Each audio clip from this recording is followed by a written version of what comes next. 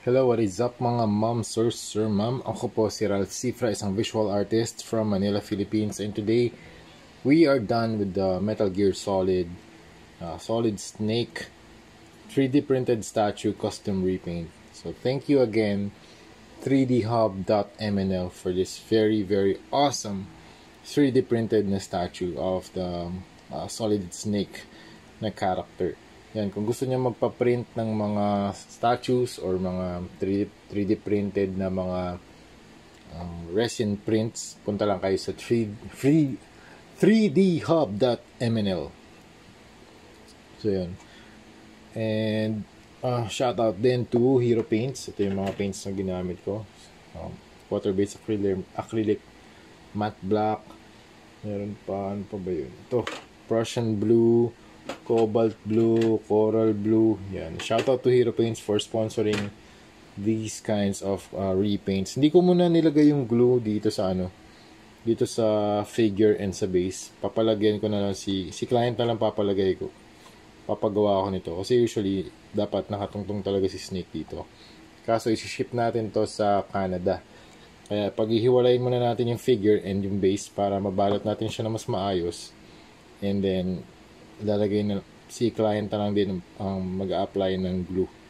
Total, nakaglue naman na yung ibang pieces dito eh. Hindi na siya gagalaw. Kasi usually, for 3D prints, talagang tinetest fit ko rin muna kung ano yung magiging itsura niya. Para hindi na rin siya gumagalaw for habang pinipaint ko. Yung mga parts na hindi ko ma-reach ng brush, hindi ko na rin pinipilit. Kasi usually nakatago naman talaga siya. Shadows lang din yung yung pwedeng i-apply doon. Kunwari dito sa part na to, total na nagre-reflect naman din yung light dito sa kanyang part ng neck. Mas lighter talaga yung area or yung segment na yan. So hindi ko na rin nilagyan ng line art. So yung execution natin dito, ito yung parang Yoji Shinkawa na style. Pero, syempre, hindi ko rin naman replicate yun. Similar lang. Yun lang inspiration ko dito sa mga artworks na ganito. Kasi ang ganda talaga ang ganda talaga ng mga drawings ni Yoji Shinkawa.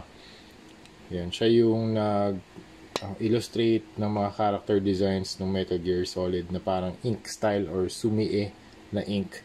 Kaya gusto ko yun gawin yung mga parang dry brush, yung mix ng different line weights. So kapag darker yung area, mas dark, mas broad yung ink.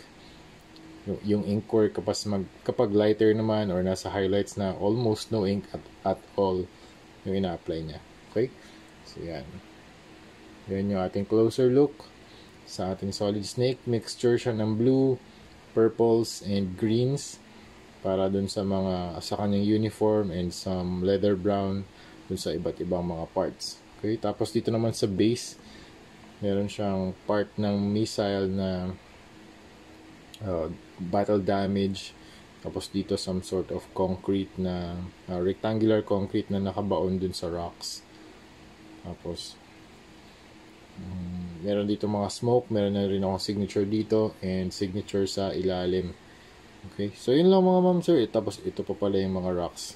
So yun ang ating Metal Gear Solid project na i-ship natin sa Canada. So thank you very much client for availing this. If you want to avail this is around $280. Okay? So yun lang. Thank you very much for watching and see you sa next video. Bye-bye.